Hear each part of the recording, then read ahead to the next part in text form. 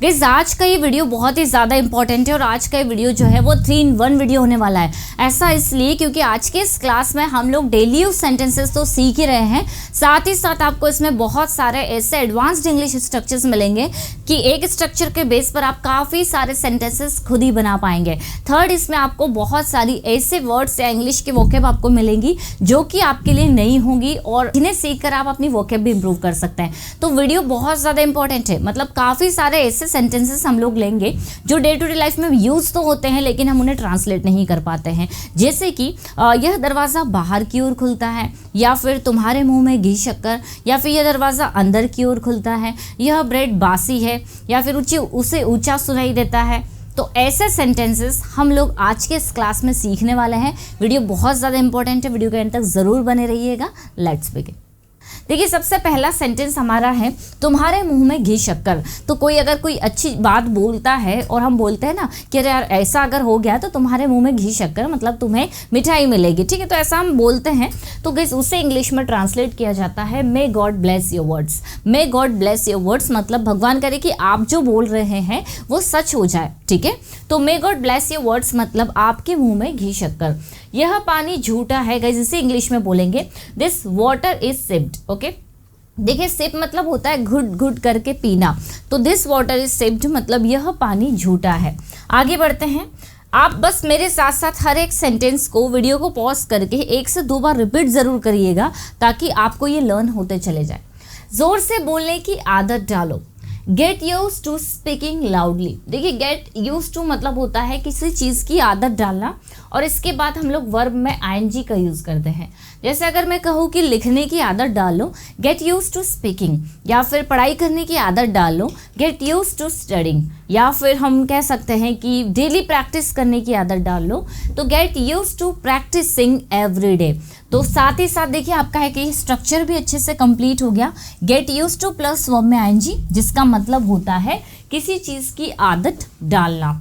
Next है bread बासी है, तो ब्रेड इज स्टिल। स्टिल मतलब होता है बासी, ठीक है, तो ब्रेड बासी है, ब्रेड इज स्टिल। आगे हम बढ़ेंगे। बेकार मत बैठो, फालतू मत बैठो, तो इसका ट्रांसलेशन होगा डोंट सीट आइडल। देखिए एक होता है आइडल और दूसरा होता है आइडियल। आइडियल होता है आदर्श, ओके, जो उसकी स्पेलिंग होती है वो होती है IDEAL। तो ये आइडियल मतलब आदर्श, लेकिन ये है आइडल जिसका मतलब होता है बेकार, किसी काम का नहीं। दूध फट गया है, तो the milk has curdled. Okay, the milk has curdled मतलब दूध फट गया है। तो काफ़ी नए नए सेंटेंसेस हैं, आप जब इसे बोलेंगे मेरे साथ प्रैक्टिस करेंगे तो आपको आराम से लर्न होंगे। नेक्स्ट सेंटेंस है सुई में धागा डाल दो। तो सुई में धागा डाल दो का इंग्लिश ट्रांसलेशन होगा थ्रेड द नीडल। देखिए नीडल का मतलब होता है सुई और थ्रेड का मतलब होता है धागा, और धागा पिरोना, धागा डालना भी इसका मीनिंग होता है। तो ये एक वर्ब भी है। तो थ्रेड द नीडल मतलब सुई में धागा डाल दो। क्या ज़रूरत थी उसे कॉल करने की, बोलते हैं ना हम लोग डे टू डे लाइफ में, क्या ज़रूरत थी वहाँ जाने की, क्या ज़रूरत थी उससे बात करने की, क्या ज़रूरत थी उसे बुलाने की। तो जब ऐसे सेंटेंसेस बनते हैं वहाँ पर हमारा जो ट्रांसलेशन होगा वो होगा व्हाट वाज द नीड, मतलब क्या ज़रूरत थी, टू कॉल हर, उससे कॉल करने की, उसे बुलाने की। तो एक और आपको इंग्लिश एडवांस्ड इंग्लिश स्ट्रक्चर यहाँ पर मिला है व्हाट वाज द नीड, ठीक है, और टू के बाद में वर्ब की आपको फर्स्ट फॉर्म का यूज़ कर लेना है। तो what was the need to call her, उससे कॉल करने की क्या ज़रूरत थी। वैसे ही अगर आपको बोलना हो कि वहाँ जाने की क्या ज़रूरत थी, what was the need to go there. फिर है कि क्रिकेट खेलने की क्या ज़रूरत थी, what was the need to play cricket. पैसे खर्च करने की क्या ज़रूरत थी, what was the need to spend money. Clear. तो बहुत आसान है, आपको जब भी बोलना हो कि क्या ज़रूरत थी ऐसा करने की, वहाँ पर आपको व्हाट वाज द नीड का यूज़ करना है। आगे बढ़ते हैं।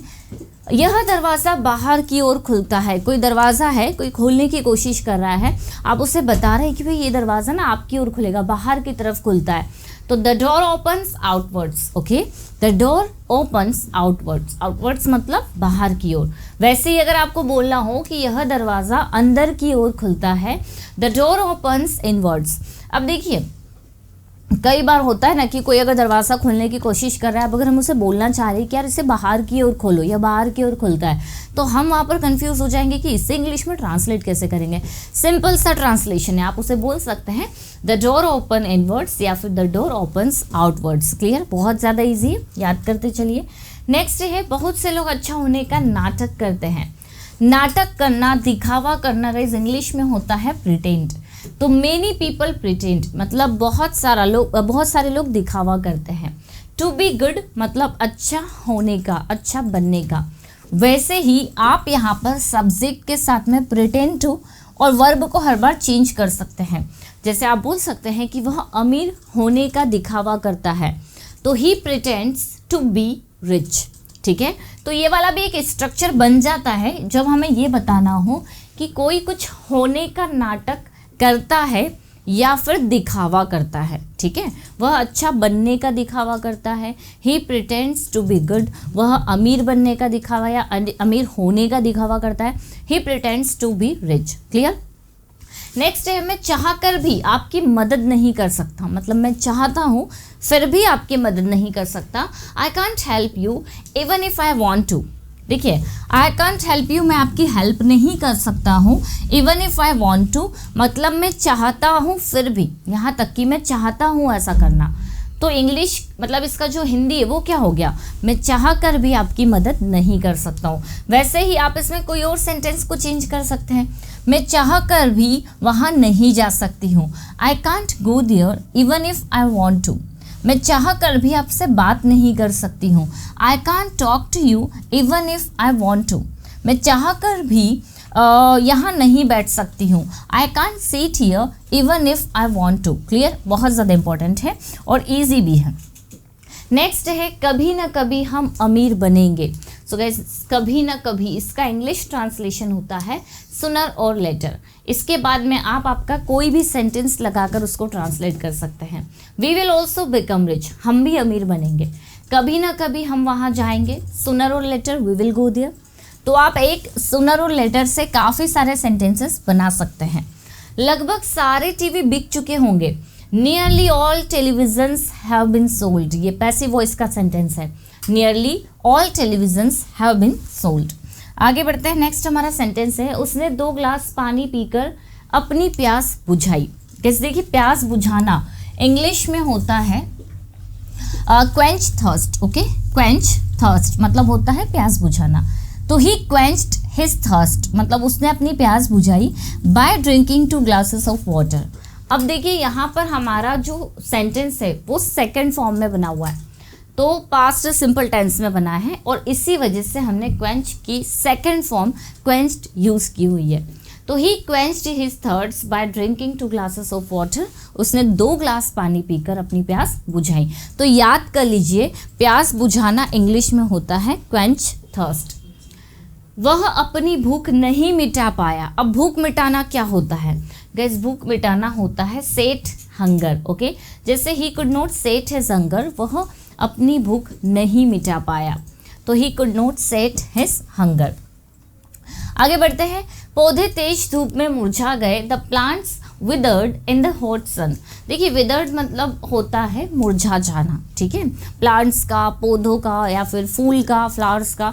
तो the plants withered in the hot sun, पौधे जो है वो तेज धूप में मुरझा गए। मैं अपने बाल घुमा रही हूँ। देखिए जनरली अगर हम ऐसा कर रहे हैं तो बाल घुमाना, इसको बोलते हैं ट्विर्लिंग। तो आई एम ट्विर्लिंग माई हेयर, मैं अपने बाल घुमा रही हूँ। नेक्स्ट है मैं इंग्लिश बोलते बोलते अटक जाती हूँ। आप हमेशा बोलते हैं ना कि मैम हम बोलते हैं और बोलते समय हम लोग अटक जाते हैं, तो उससे इंग्लिश में फंबल कहा जाता है। फंबल होता है अटकना। तो आई फंबल मतलब मैं अटक जाती हूँ वाइल स्पीकिंग इंग्लिश, इंग्लिश बोलते बोलते। उससे मेरे खिलाफ मत भड़काओ। भड़काना क्या होता है, भड़काना इंग्लिश में प्रवोक होता है। ठीक है, तो don't provoke him against me, उससे मेरे खिलाफ मत भड़काओ। तो ये वाली वोकैब आप यूज़ कर सकते हैं और भी किसी सेंटेंस में। जैसे कि कुल मिलाकर ये 3 in 1 वीडियो है। एक तो हम डेली यूज सेंटेंसेस सीख रहे हैं, दूसरा हम लोग नई नई वोकैब सीख रहे हैं, थर्ड इसमें कुछ हम एडवांस्ड इंग्लिश स्ट्रक्चर्स भी कवर करते जा रहे हैं। नेक्स्ट हमारा सेंटेंस है अब किसकी बारी है। हुज टर्न इज नाउ, अब मेरी बारी है। Now it's my turn, now it's my turn. Next है लैपटॉप चलाते हुए समय का पता ही नहीं चला। देखिए जब समय तेजी से निकल जाता है तो हम वहाँ पर इंग्लिश उसका ट्रांसलेशन करेंगे time flies. Okay, while operating laptop मतलब लैपटॉप चलाते समय टाइम बहुत तेजी से निकल जाता है। तो time flies while operating laptop, तुमसे ना हो पाएगा। This is out of your league, मतलब तुम्हारे पहुंच से बाहर है। This is out of your reach, ये भी आप बोल सकते हैं ना, तुमसे नहीं हो पाएगा। उसने गलत कदम उठा लिया, he took a wrong step। देखिए टेक रॉन्ग स्टेप मतलब होता है गलत कदम उठाना, तो उसने गलत कदम उठा लिया, he took a wrong step। तुमने शायद गौर नहीं किया, You probably didn't notice। देखिए probably मतलब क्या होता है, शायद, तो you probably didn't notice, तुमने शायद गौर नहीं किया, तुमने शायद ध्यान नहीं दिया। चुल्लू भर पानी में डूब मरो, You should be ashamed of yourself। हमें यहाँ पर सेंटेंस के सेंस को समझना है कि चुल्लू भर पानी में डूब मरो मतलब तुम्हें शर्म आनी चाहिए, ठीक है। तो ये हमारा बोलने का मतलब होता है, तो इसीलिए इसका इंग्लिश ट्रांसलेशन होगा You should be ashamed of yourself। मुझे शर्मिंदा मत करो, don't embrace me. Okay, don't embrace me, embrace होता है शर्मिंदा करना। आगे बढ़ते हैं। वे मुझ पर नज़र रख रहे थे, नज़र रखना, ध्यान देना, तो नज़र रखना कीप एन आई होता है। They were keeping an eye on me, मतलब वे मुझ पर नज़र रख रहे थे। कुछ दिनों के लिए उसे मेरे पास भेज दो, send him to me for few days. Send him to me, उसे मेरे पास भेज दो फॉर फ्यू डेज मतलब कुछ दिनों के लिए। क्लियर, काफ़ी ज़्यादा इजी सेंटेंसेस है और आप देखेंगे कि ये डे टू डे लाइफ में बहुत ज़्यादा यूज़ होते हैं। बच्चे बहुत जिद करते हैं, चिल्ड्रन आर वेरी स्टबन। जैसे कि स्टबन का मतलब होता है जिद्दी, ठीक है। जैसे my friend is very stubborn, my sister is very stubborn, मतलब मेरी जो सिस्टर है वो बहुत ही ज़्यादा जिद्दी है। सागर देखना बंद तो नहीं हुआ। तो जिद्दी मतलब क्या होता है, स्टबन। तो बच्चे बहुत जिद करते हैं, आप सिंपल सा सेंटेंस बना सकते हैं, चिल्ड्रन आर वेरी स्टबन। तुम अपनी ही दुनिया में मग्न हो, बोलते हैं हम लोग हमेशा। तो you are engrossed in your own world. देखिए एंग्रोस्ड मतलब होता है खोए रहना, लीन रहना, मग्न रहना। तो you are engrossed in your own world, तुम अपनी ही दुनिया में खोए हुए हो, तुम अपनी ही दुनिया में मग्न हो। आगे बढ़ते हैं। नेक्स्ट हमारा सेंटेंस है, ये खुशी के आंसू हैं। ये भी सेंटेंस हम अक्सर यूज़ करते हैं। These are tears of joy, these are tears of joy. अब सबको पता चल गया, now everyone has come to no.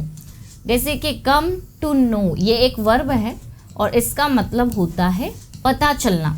तो अब सबको पता चल गया, now everyone has come to know. रात हो गई है, तुम यहाँ क्या कर रहे हो।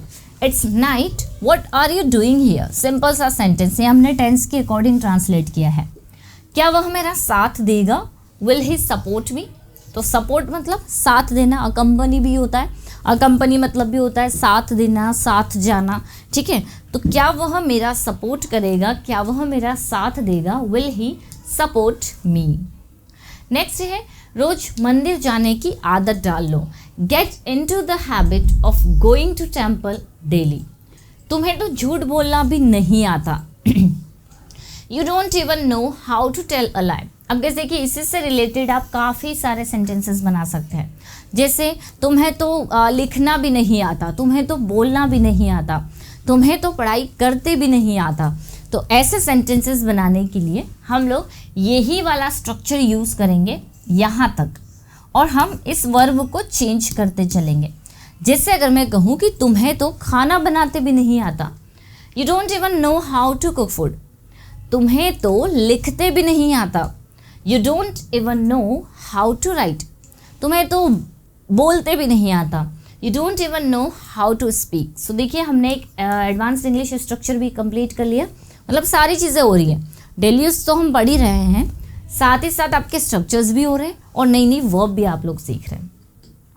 आगे बढ़ते गए, नेक्स्ट सेंटेंस हमारा दिया हुआ है यहाँ पर, अब इस बारे में सोचती ही रहोगी क्या। Now will you keep thinking only about this. क्या तुमने कभी बर्गर खाया है, have you ever eaten burger. तो हम कभी के लिए एवर का यूज़ करते हैं। जैसे क्या तुम कभी वहाँ गए हो, have you ever gone there. क्या तुमने कभी यह मूवी देखी है, have you ever seen this movie. तो हम एवर का यूज़ करेंगे कभी के लिए, ठीक है। आप नेक्स्ट सेंटेंस आप देखिए, मुझे कोई एतराज़ नहीं है, I have no objection. Simple सा सेंटेंस है, आई हैव नो ऑब्जेक्शन, मैं तुमसे नाराज़ हूँ, I am upset with you. इसकी जगह आप ये भी बोल सकते हैं I am angry with you. Angry का मतलब देखिए गुस्सा भी होता है, नाराज भी होता है। धीरे धीरे सब कुछ ठीक हो जाएगा। Gradually everything will be fine. Gradually का मतलब होता है धीरे धीरे, तो gradually everything will be fine. क्या मैं एक दिन की छुट्टी ले लूँ? Can I take a day off? Can I take a day off? क्या मैं एक दिन की छुट्टी ले सकती हूँ? राइट। सो गाइस, ये थे कुछ इंपॉर्टेंट सेंटेंसेस जो कि बहुत ज़्यादा यूज़ में आते हैं। अगर आप इनकी प्रैक्टिस करते हैं, इनको डेली पढ़ते हैं, तो आप ये वाले सेंटेंसेस बहुत ही इजीली यूज़ कर पाएंगे, आराम से समझ पाएंगे और कहीं ना कहीं आपको याद हो जाएंगे। और ये भी एक बात है कि आप जब टेंस पढ़ते हैं तो इनको इनके बेसिस पर, टेंसेस के बेसिस पर ट्रांसलेट नहीं कर पाते हैं। काफ़ी सारे ऐसे सेंटेंस होते हैं जो अलग से हमें याद करने पड़ते हैं। आई होप गाइस ये छोटा सा वीडियो आप लोगों को अच्छा लगा होगा। मेरी एप्लीकेशन अगर आपने डाउनलोड नहीं की है तो डाउनलोड कर लीजिए प्ले स्टोर से, इंग्लिश विद खुशी, जहाँ पर आपको सारी इन्फॉर्मेशन मिल जाएगी कोर्स से रिलेटेड। और अगर कोई स्टडी मटेरियल चाहिए तो आपको वहाँ से मिल जाएगा। और इन्फॉर्मेशन चाहिए तो इन नंबर पर आप कांटेक्ट कर सकते हैं। वीडियो अच्छा लगा है तो लाइक शेयर ज़रूर करिएगा। मिलते हैं हम लोग अपनी नेक्स्ट क्लास में। Till then bye bye, take care.